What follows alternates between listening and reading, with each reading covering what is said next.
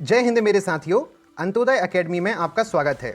आज यहाँ पर हम 3 मार्कर स्पेशल सीरीज के अंतर्गत पेपर 2 के हेल्थ पार्ट के लिए 3 मार्कर्स देखने वाले हैं।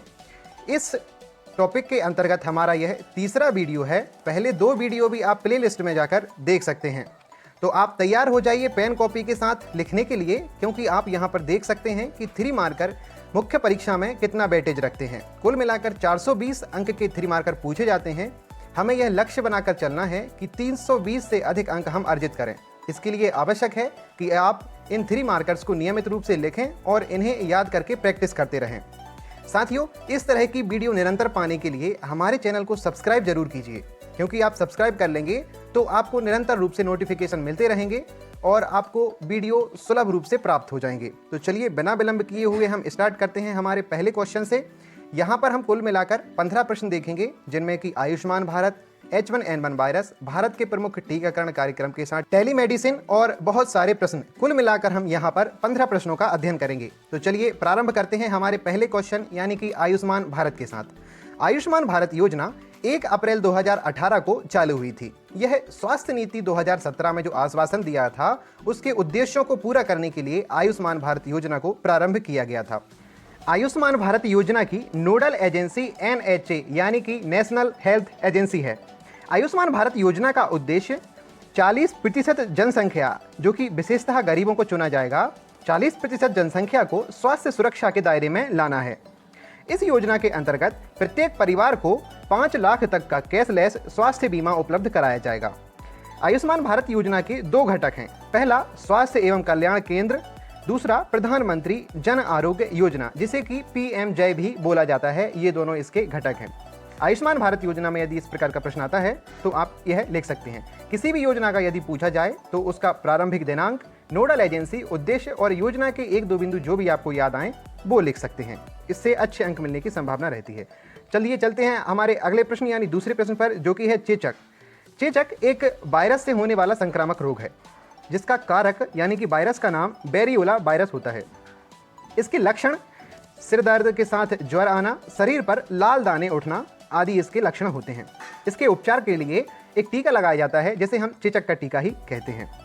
अगला प्रश्न, तीसरा प्रश्न देख लेते हैं, जो कि है H1N1 क्या होता है। H1N1 एक वायरस है जिसके कारण स्वाइन फ्लू नामक संक्रामक रोग होता है। इस वायरस का वाहक सुअर है। सुअर को ही स्वाइन कहा जाता है, इसलिए उस बीमारी को स्वाइन फ्लू कह दिया जाता है।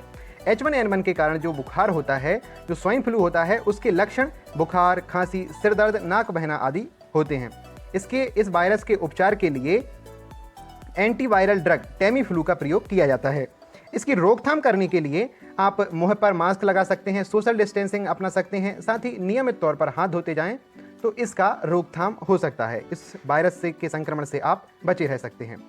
अगला चौथा प्रश्न है भारत के टीकाकरण कार्यक्रम। देखिए, इस प्रकार के प्रश्न MPPSC मेंस में बहुत ज़्यादा पूछे जाते हैं, इसलिए आप एक ओवरऑल एस्पेक्ट भी लेकर चलें, जिससे कि आपके बहुत सारे प्रश्न स्वतः ही सॉल्व हो जाएंगे। भारत के टीकाकरण कार्यक्रम में हम देखते हैं, सबसे पहला है सार्वभौमिक टीकाकरण अभियान। यह 1978 में चालू हुआ था। इसके अंतर्गत प्रमुख टीके BCG, OPV और रोटा वायरस वैक्सीन आदि लगाए जाते हैं। इसके बाद एक अगला टीकाकरण कार्यक्रम है, जिसका नाम है मिशन इंद्रधनुष, जो कि 2014 को प्रारंभ किया गया था। इसमें 7 प्रमुख टीके लगाए जाते थे, जिनके प्रमुख पोलियो, चेचक, हेपेटाइटिस बी आदि हैं। इसके बाद एक और टीकाकरण कार्यक्रम देख लेते हैं, जो कि है MR टीकाकरण अभियान। MR का मतलब है मीजल्स रूबेला। इसके अंतर्गत खसरा रूबेला का टीका लगाया जाता है। खसरा रूबेला को ही मीजल्स रूबेला बोला जाता है। आगे चलते हैं, देख लेते हैं पांचवा प्रश्न। पांचवा प्रश्न हमारा NRHM क्या होता है। NRHM का अर्थ है राष्ट्रीय ग्रामीण स्वास्थ्य mission, national rural health mission, जिसे हम शॉर्ट फॉर्म में बोलते हैं।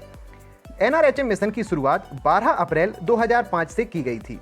इसका नोडल मंत्रालय स्वास्थ्य मंत्रालय ही है।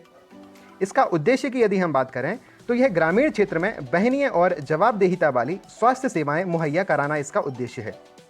NRHM के उद्देश्य बाल मृत्यु दर और मातृत्व मृत्यु दर को कमी लाना है। इस तरह NRHM में आप लिख सकते थे। अगला प्रश्न है एड्स। एड्स हमने यहाँ पर इसलिए इनपुट किया है क्योंकि पिछले वर्ष में भी यह पूछा गया है। इसके साथ बहुत सारे जो संक्रामक रोग होते हैं, गैर संक्रामक रोग होते हैं, यह निरंतर रूप से मुख्य सेवा परीक्षा में पूछे जा रहे हैं। तो चलिए देख लेते हैं एड्स क्या है। किसी भी प्रकार की बीमारी पूछी जाए आप उसे इसी फॉर्मेट में लिख सकते हैं। सबसे पहला, एड्स एक वायरस से होने वाला संक्रामक रोग है। इसका कारक HIV वायरस होता है। यदि HIV के भी हम विशेषतः जो उसकी प्रजाति होती है उसकी बात करें तो वो होता है HTLV, human T cell lymphocytic virus. AIDS के लक्षण की यदि हम देखें तो वह होते हैं वजन में कमी आना और लसिका ग्रंथ में सूजन, इसका प्रमुख लक्षण होता है एड्स की बीमारी का। एड्स के लिए जांच एलिसा टेस्ट किया जाता है। एलिसा यानी एंजाइम लिंक्ड इम्यूनोसॉर्बेंट ऐसे टेस्ट इसमें किया जाता है। एड्स के उपचार के लिए 2 विधियां मुख्यतः अपनाई जाती हैं। पहली है ART, anti retroviral therapy. ART को हम आगे आने वाली स्लाइड में 3 मार्कर के लिए पढ़ेंगे। साथ ही दूसरी थेरेपी है AZT, अजीडोथाइमिडिन। इस प्रकार से एड्स में 3 मार्कर में आप लिख सकते हैं। आप इसके फैलने के माध्यम भी लिख सकते हैं, जैसे कि रक्तदान में, किसी के साथ शारीरिक संबंध बनाने में यदि सामने वाले को एड्स हो तो, या किसी संक्रमित एड्स व्यक्ति के उपयोग किए गए किसी रक्त के संपर्क में आने वाले उपकरण को भी आप उसके फैलने के माध्यम से लिख सकते हैं।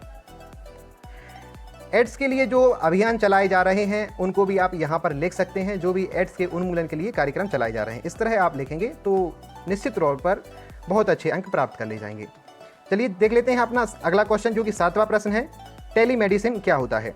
टेलीमेडिसिन यानी एक दूरस्थ डॉक्टर जो होगा वह मरीज का तात्कालिक समय में ही उपचार करेगा।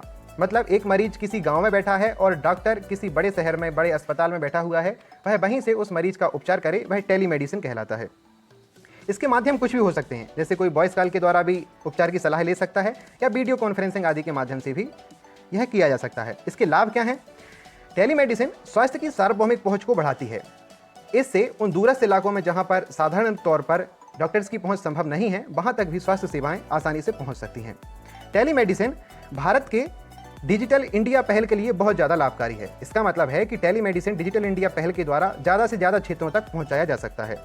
अगला प्रश्न देख लेते हैं। BMI यानी कि body mass index. Body mass index के द्वारा वजन को लंबाई के अनुपात में व्यक्त किया जाता है। किसी के शरीर के वजन को लंबाई के अनुपात में व्यक्त करता है BMI इंडेक्स।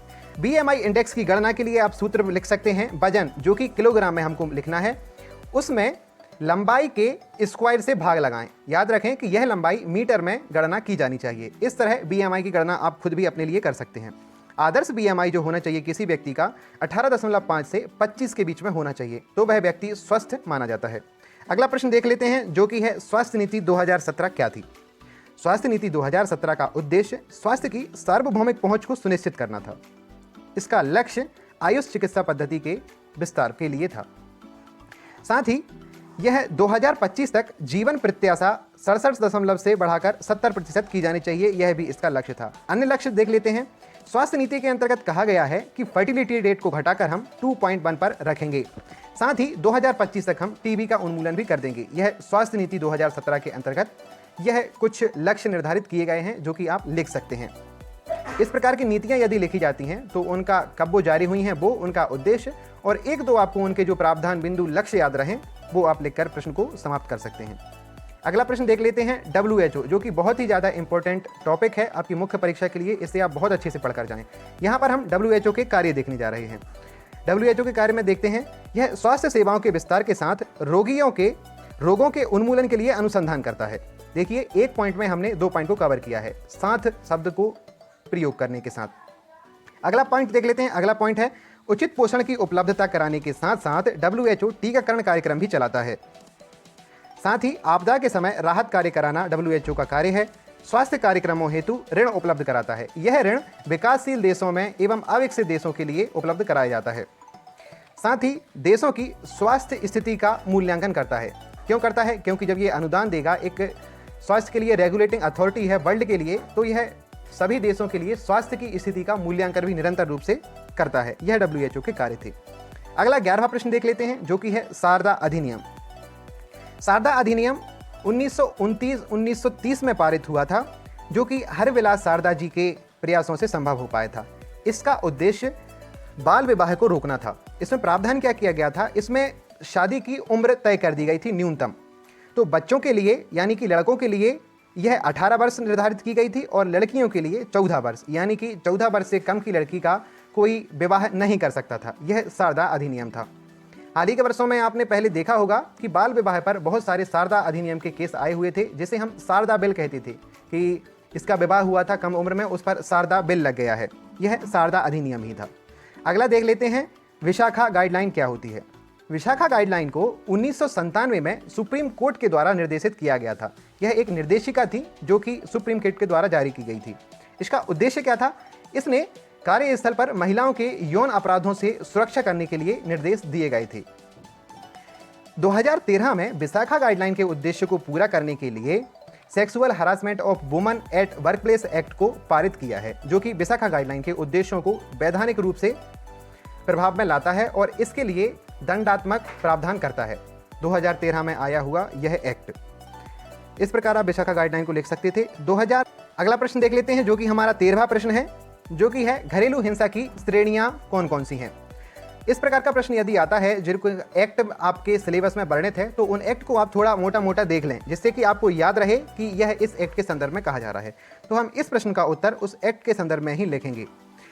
घरेलू हिंसा अधिनियम 2005 की धारा 2 में 4 श्रेणियों की हिंसा का वर्णन किया गया है, जिसमें कि शारीरिक हिंसा, लैंगिक हिंसा, आर्थिक हिंसा के साथ भावनात्मक हिंसा एवं मौखिक हिंसा सम्मिलित है। इस प्रकार की घरेलू हिंसा की श्रेणियों को आप लिख सकते हैं। अगला 14वां प्रश्न है, जाबाली योजना क्या है। जाबाली योजना को मध्य प्रदेश सरकार ने सामाजिक उत्थान के लिए प्रारंभ किया था। इसे 2004-05 में प्रारंभ किया गया था। इस योजना के अंतर्गत वेश्यावृत्ति में लिप्त जनजातीय महिलाओं व बच्चों के उत्थान के लिए पुनर्वास एवं सहायतार्थ सेवाएं प्रारंभ की गई थीं। उनके लिए यह अवसर प्रदान किया गया था कि वे इस कार्य को छोड़कर अपने दैनिक जीवन में प्रवेश कर सकती हैं, जो कि सामाजिक रूप से एक रेपुटेटेड पार्टी के रूप में स्थापित आपको कर सकता था। यह 14वां प्रश्न हो गया, जाबाली योजना। अब चलते हैं हमारे अंतिम प्रश्न, यानी शिशु क्या होता है, इसकी परिभाषा आपको देनी थी। देखिए, 1 माह से 1 साल तक के नवजन्मे बच्चे को शिशु कहते हैं। जब वह 1 माह तक का होता है तब उसे नवजात कहा जाता है। यहाँ पर अब हमारे पास डाटा खत्म हो गया है, क्योंकि हमने परिभाषा दे दी है। तो आप यहाँ पर टीके लिख सकते हैं कि शिशु को कौन कौन से टीके लगते हैं। तो शिशु को टीके कौन कौन से लगते हैं? BCG, हेपेटाइटिस बी आदि टीके इसको लगाए जाते हैं। यदि आपको और याद हो तो आप वो लिख सकते हैं। इनसे संबंधित योजना को भी आप लिख सकते हैं, जैसे कि जननी शिशु सुरक्षा कार्यक्रम क्या होता है। इस तरह से आप शिशु को यहाँ पर लिख सकते थे। इस तरह आप विभिन्न आयामों को तय करेंगे तो निश्चित तौर पर बहुत अच्छे अंक प्राप्त करेंगे। आपको यह वीडियो कैसा लगा कमेंट में करके जरूर बताएं और इसे अधिक से अधिक शेयर करें। साथ ही हमारे चैनल को जरूर ही सब्सक्राइब करें, ताकि हमको एक मोटिवेशन प्राप्त हो सके और आपको निरंतर रूप से वीडियो आपको निरंतर रूप से मिलती ही रहें। धन्यवाद। जय हिंद, जय भारत।